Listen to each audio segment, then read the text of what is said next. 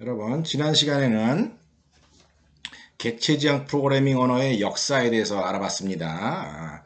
이번 시간에는 1학기 때 배웠던 고급 C 프로그래밍, 그 시간에 무엇을 배웠었는가, 실행기지 때 배운 내용을 한번 정리를 한번 해보도록 하겠습니다.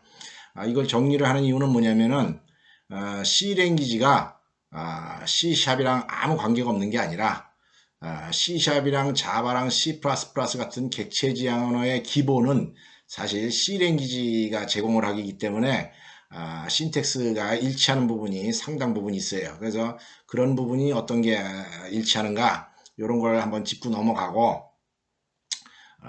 그 다음에 이제 그 C샵을 새로 배우는 출발선상에서 C랭귀지 중에서 최소한 뭘 이해를 해야지 C샵을 배울 수 있는가 이런 점들을 갖다가 내가 여러분들한테 뭐랄까 한번 리마인드 시켜주기 위해서 이제 C랭귀지 정리 시간을 한번 갖는 겁니다. 결론적으로 얘기를 하면은 결론적으로 얘기했을 때 여러분들은 C랭귀지에서 배운 포인터 이거 반드시 알고 있어야지 돼요. 그 다음에 구조체, 그 다음에 다이내믹 얼로케이션 요거 우리가 C랭귀지 배우면서 거의 마지막 부분에서 거론했던 내용인데 이 마지막 부분에 거론했던 포인터, 구조체, 다이내믹 얼로케이션이 C샵이나 자바를 배울 때는 출발점이 되는 그런 부분이다 라고 하는 점입니다. 그 점을 갖다가 강조하기 위해서 C랭귀지를 정리를 하는 겁니다. 자, C랭귀지에서 우리가 뭘 배웠느냐? 랭귀지를 배울 때 랭귀지의 문법적인 입장에서 봤을 때 세 가지를 우리가 이해를 해야 된다는 겁니다. 그 중에 하나가 뭐냐? 명령어. 명령어들이 어떤 것들이냐? 아주 프로그래밍을 구성하는 기본 단위들입니다. 기본 단위들.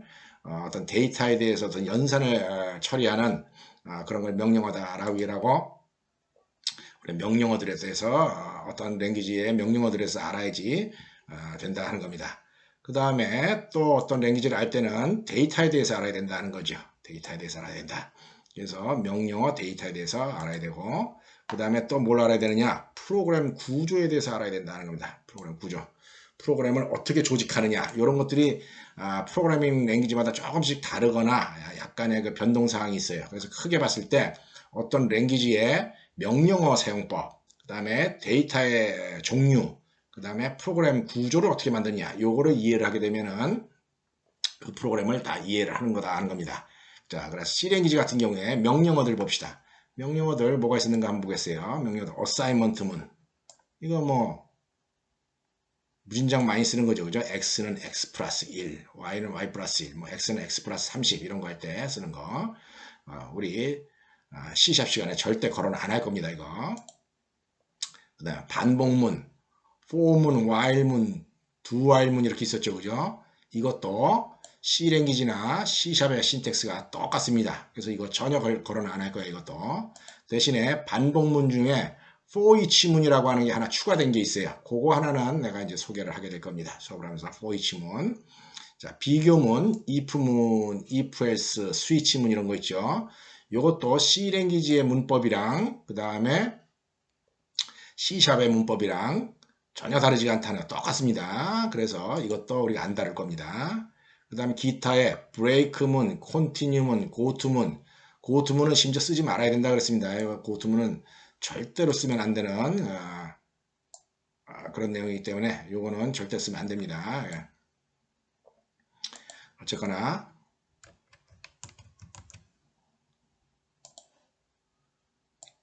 break문, continue문 요거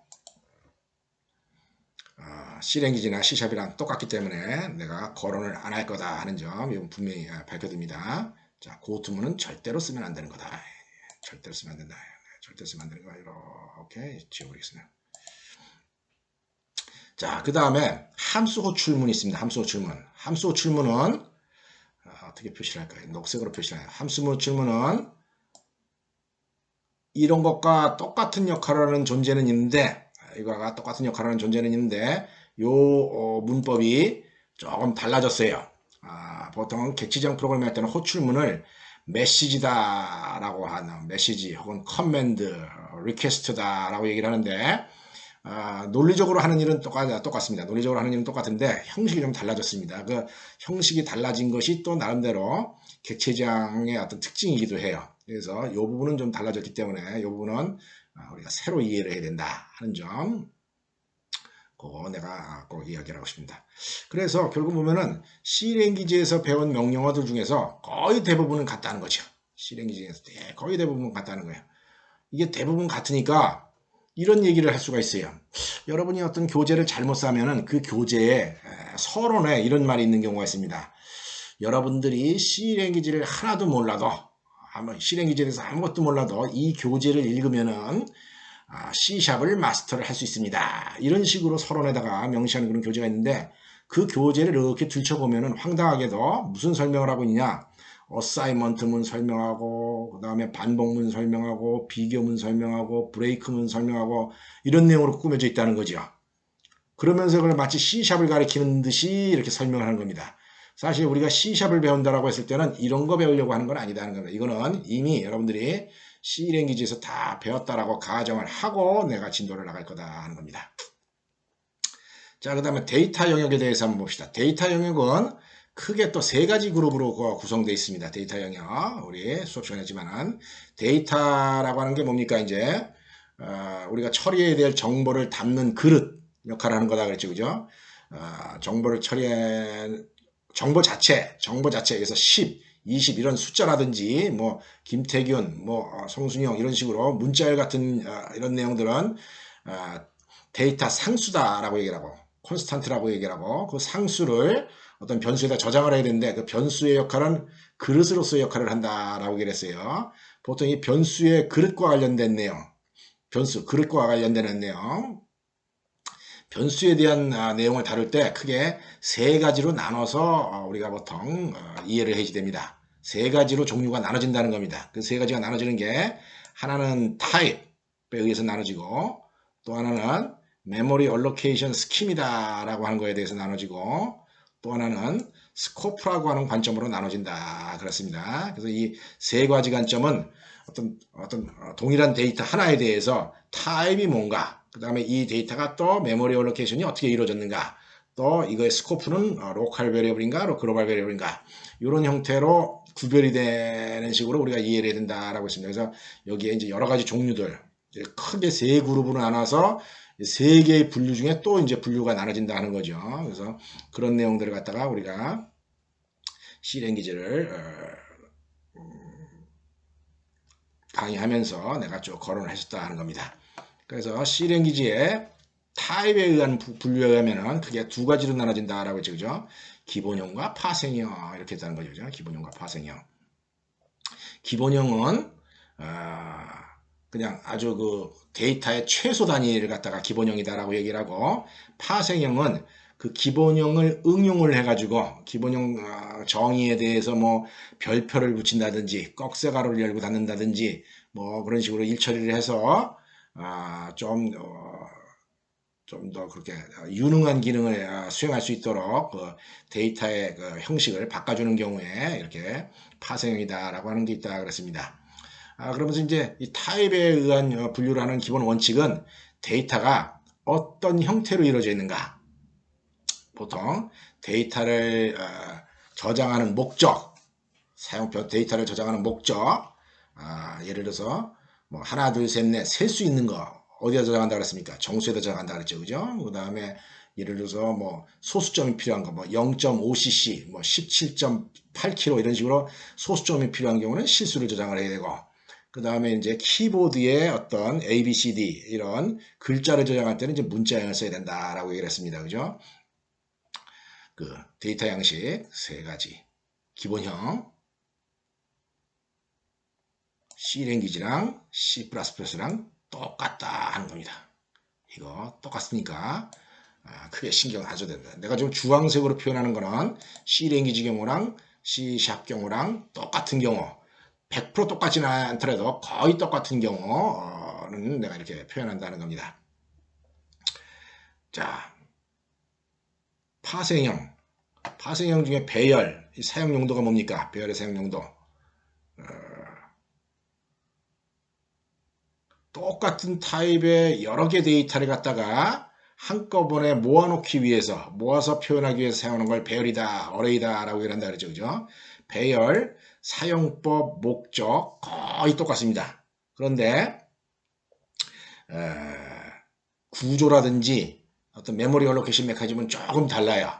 거의 똑같은데 조금 다릅니다. 그래서 배열 같은 경우에는 함수 호수처럼 똑같이 우리가 일처리를 하면 안 되고, 똑같이 생각해 주면 안 되고, 배열인 경우에는 조금 이제 추가로 배워야 될 내용들이 있다는 겁니다. 자, 포인터 뭡니까? 어떤 기억 장소의 주소를 저장하는 그런 변수를 포인터다라고 얘기를 했죠. 요거에 대해서 조금 더 설명을 해야 되겠네요. 자, 내가 C랭귀지 수업을 하는 과정에서 포인트의 사용 용도를 갖다가 사용 목적을 네 가지를 소개를 한 적이 있었습니다. 자, 그 중에 하나가 뭐였었습니까? 그 중에 하나가 call by 미안합니다.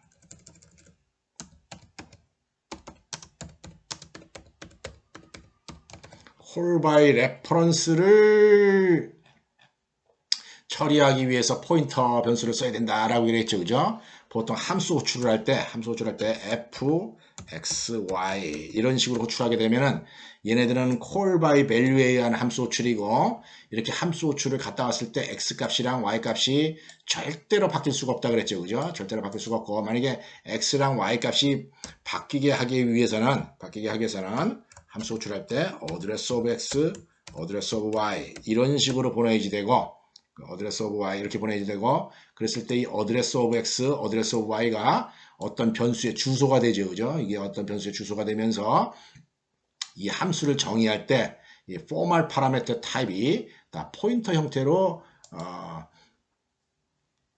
정의가 돼야 된다. 그런 얘기를 했습니다. 그래서 call by reference를 하기 위한 게 한 가지 목적이다. 자, 두 번째 목적 또 뭐가 있다고 했습니까? 두 번째 목적은 배열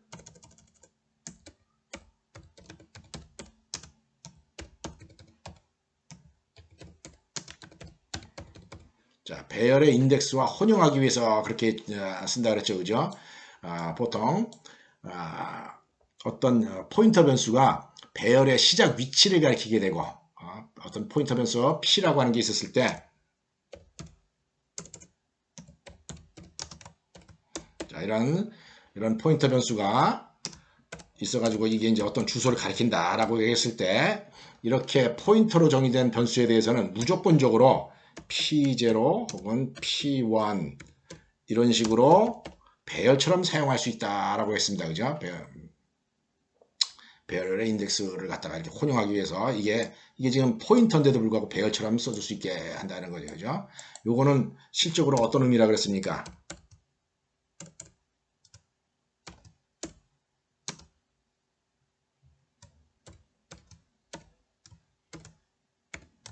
이런 의미를 갖는다 그랬죠. 그죠? P가 가리키는 곳의 내용을 P0라고 얘기를 하고, P가 가리키는 곳에서 한 칸 떨어진 곳의 주소를 가리키는 곳의 내용을 갖다가 P1이라고 하고, 이렇게 해서 배열의 인덱스를 갖다가 이렇게 주소화 시켜가지고서 이제 혼용시키는 그런 용도로도 또 C랭귀지 사용한다라고 했습니다. 이런 용도가 있고, 그 다음에 포인트의 세 번째 용도가 뭐가 있다고 했습니까? 다이내믹 얼로케이션을 처리하기 위해서 포인터 변수가 사용이 된다라고 얘기했죠. 그죠?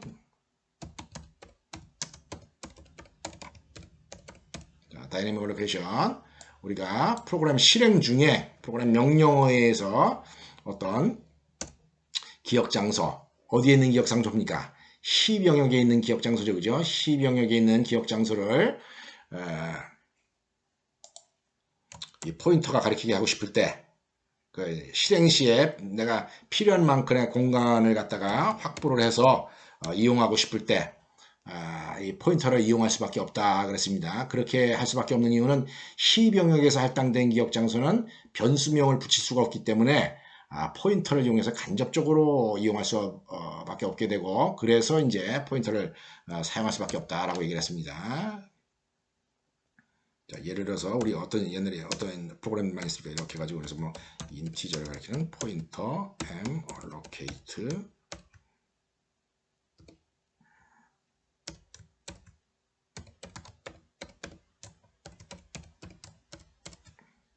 보통 이제 이런 형태의 명령어를 쓰면은 어떤 일이 일어납니까? size of integer, 인티저 크기만큼의 크기, 보통 4바이트죠, 그죠? 4바이트짜리를 곱하기 40이니까 40개를 만들어라 하는 겁니다.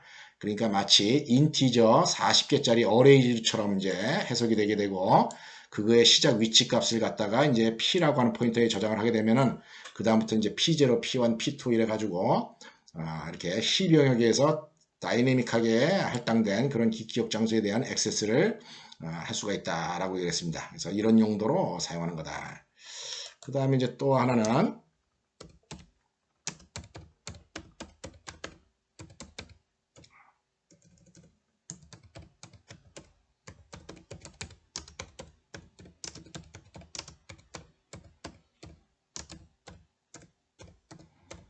논리적으로 어떤 정보를 표현할 때, 특히 이제 사물끼리의 관계를 표현할 때 이제 사용하는데, 요거에 대해서는 내가 여러분들한테 예를 이제 보여줄 수가 없었습니다. 여러분들 이번 학기에 배우는 자료구조 수업 시간에 포인터가 이런 용도로 사용되는 상황을 이제 무진장 많이 보게 될 겁니다.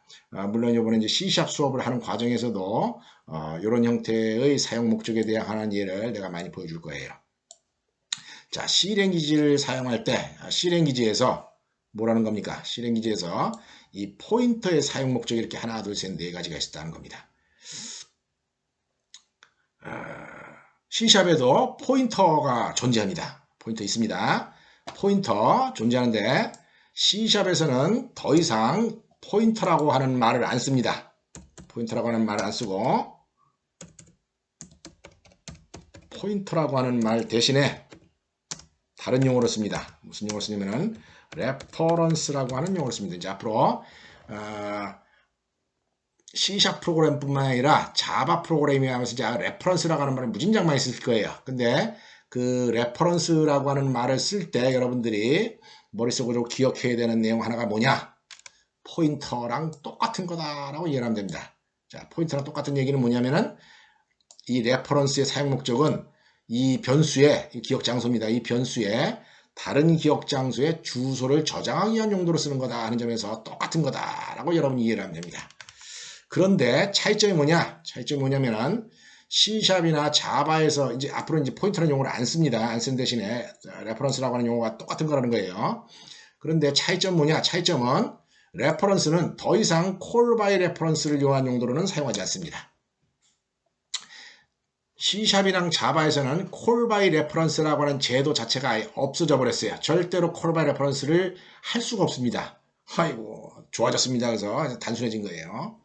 그 다음에 C샵에서는 더 이상 배열의 인덱스를 이용해서 그 혼용하는, 배열을 액세스하는 용도로 혼용하는 이런 용도도 없었습니다. 절대적으로 못 씁니다. 이제 이런 문법 자체가 없어졌어요.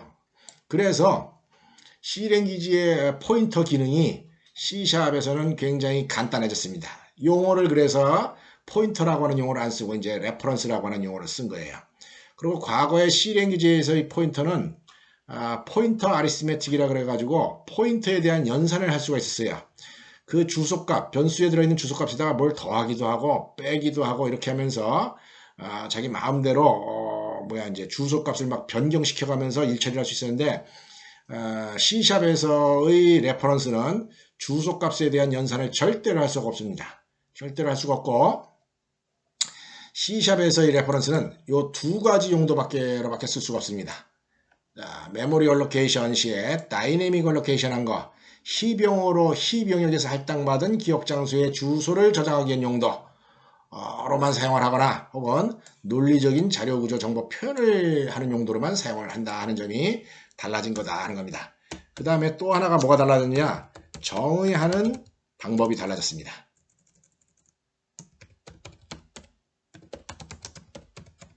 자, 정의하는 방법, 그 다음에 또 사용법이 좀 달라졌어요. 문법적으로 달라졌다 하는 겁니다. 사용법이. 자, 정의하는 방법 입장에서는 우리 포인터 정의할 때 보통 별표를 썼었죠. 그죠? 이제 더 이상 별표 안 씁니다. 더 이상 별표 안 쓰고, 그 다음에 사용법 차원에서는 특히 이제 화살표를 쓰거나 점을 쓰거나 막 이제 화살표를 줄여서 쓰는 그 포인터를 이용해서 자료 구조체를 액세스할 때 화살표를 쓰는데 그 점을 쓰기로 이제 했다 하는 겁니다. 그런 차이점이 있다 하는 거예요. 자, 결론이 뭐냐? 포인터 그대로 살아남아 있으면서 그대로 논리적인 내용은 그대로 살아남아 있으면서 중요도는 훨씬 더 중요해졌고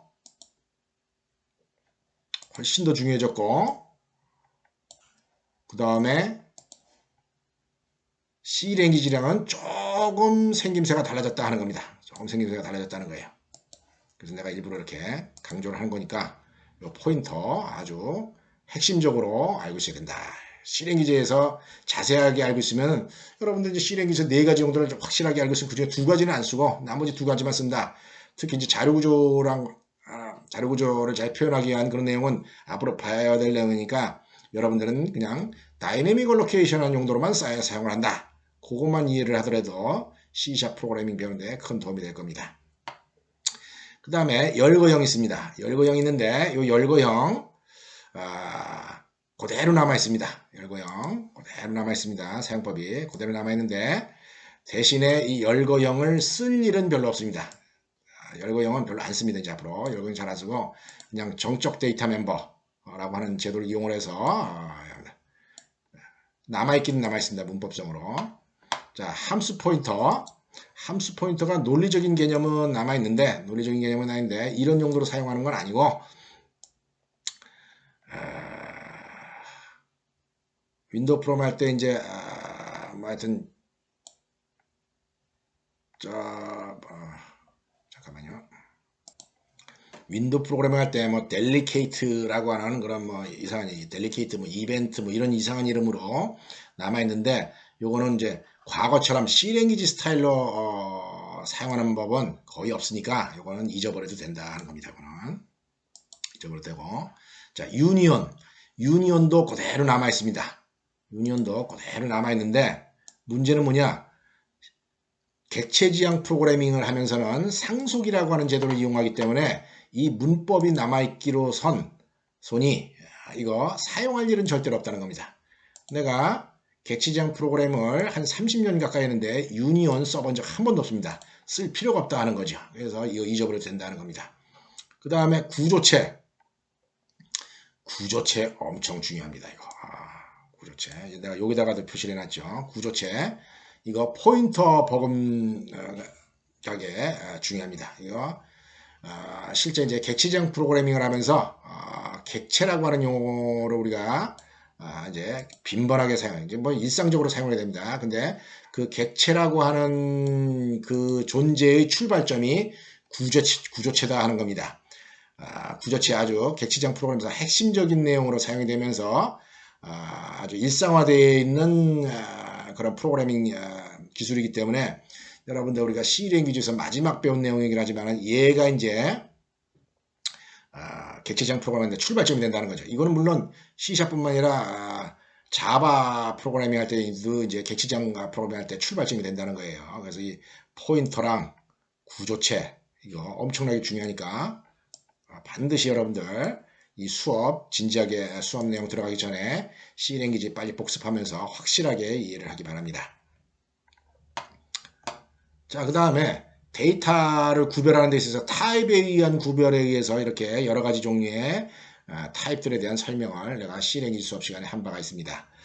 또 이제 데이터를 구별하는 어떤 그 기준 한 가지가 메모리 얼로케이션 스킴이다 하는 겁니다. 이거는 데이터의 삶이다라고 내가 이야기를 했는데 데이터가 언제 생겼다가 언제 사라지느냐 시간상에 의한 구별이다라고 했어요. 시간상에 의한 구별이고 요 데이터의 메모리 얼로케이션 스킴에 대한 그런 제도는 크게 3가지가 있다라고 얘기를 했습니다. 스태틱 얼로케이션, 오토매틱 얼로케이션, 다이내믹 얼로케이션 이렇게 있다는 거죠. 그래서 보통 스태틱 얼로케이션은 데이터가 언제 생긴다 그랬습니까?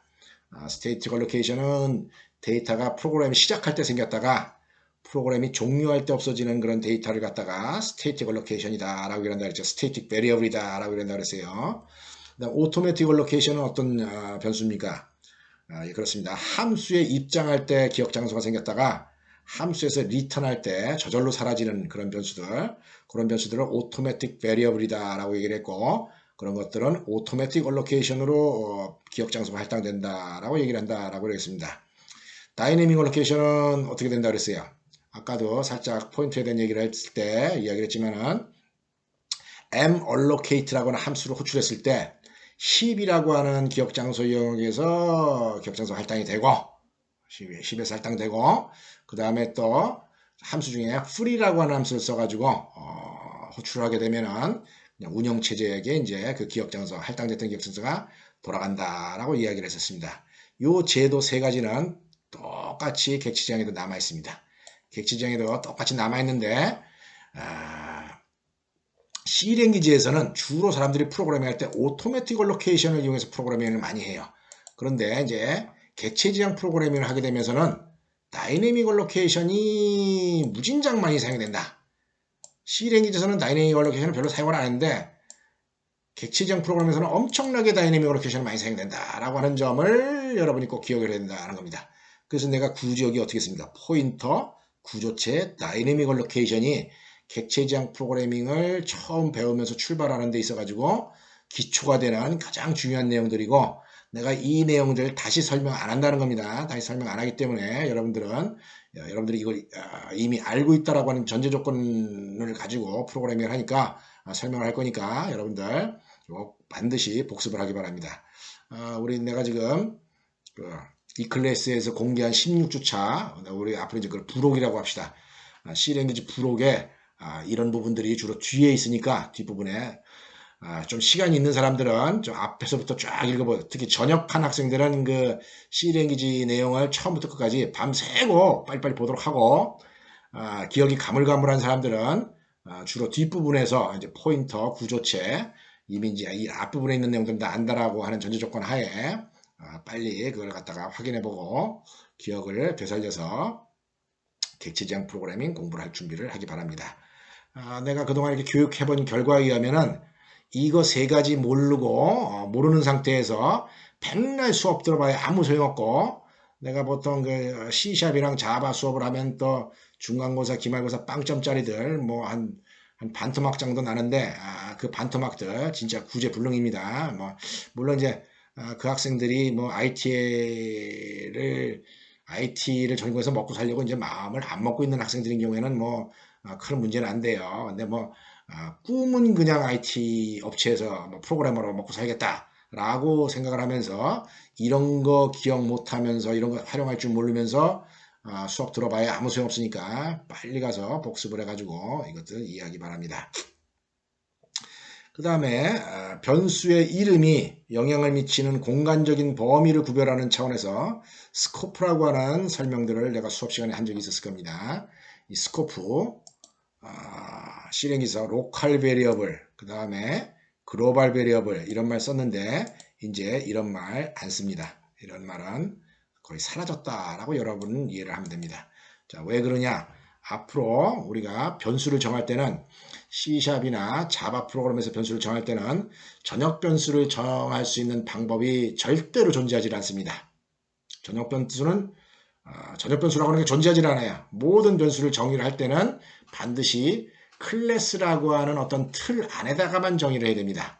그게 뭐 정적 변수이든 자동 변수이든 관계없이 클래스의 틀 안에다 정의를 하기 때문에 전역 변수, 로컬 변수라고 하는 거에 대한 구별이 존재하지 않는다는 겁니다. 그래서 스코프라고 하는 제도는 앞으로 이제 신경을 안 써도 된다라고 여러분들이 이해를 하면 됩니다. 대신에 스코프가 어떤 식으로 이제 의미를 갖느냐? C# 같은 경우에 네임스페이스라고 하는 큰 어떤 울타리가 있어요. 그 울타리 안에 또 클래스 여러 개의 클래스가 이렇게 들어가게 되는데, 이제 네임스페이스랑 클래스 그걸 이용해서 마치 우리가 주소를 명시할 때 부산시 사직동, 부산시 뭐 예를 들어서 북구 사직동, 북구에 있는지는 잘 모르겠고, 그 다음에 뭐 서울시 강서구 사직동 이런 식으로 보통 주소 지정할 때 똑같은 사직동이 있더라도 시랑 구가 다르면은 이제 다른 어떤 동네로 이제 취급이 돼야 되겠죠.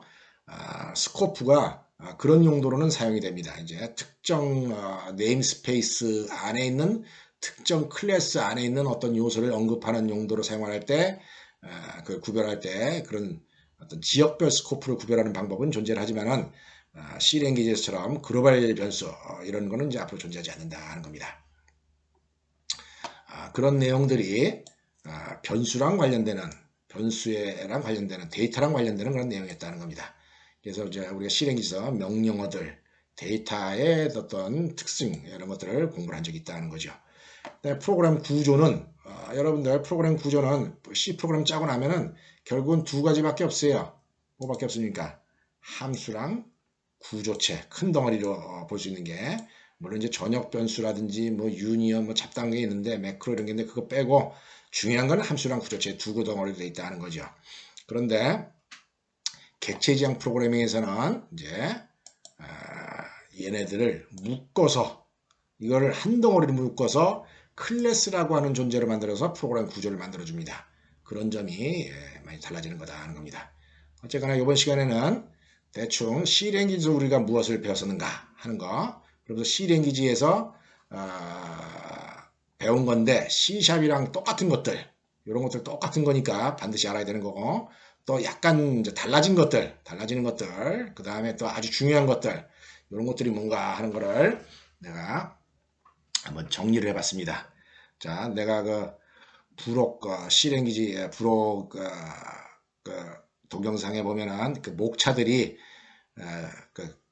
각 동영상체 타이틀에 그 강의 내용들이 쭉 있어요. 어떤 건 뭐 구조체 1, 구조체 2, 뭐 정수 1, 정수 2 이렇게 있으니까 급한 사람들은 뭐 뒷부분에서 그 동영상 타이틀을 보고 시청을 하기 바라고 좀 뭐랄까 중요하다. 이게 지금 이걸 배우는 게 중요하다라고 생각하는 사람들은 모든 동영상들을 빠른 시일 내에 읽어보기 바랍니다. 이런 정도로 해서 세 번째 수업 마치도록 하겠습니다.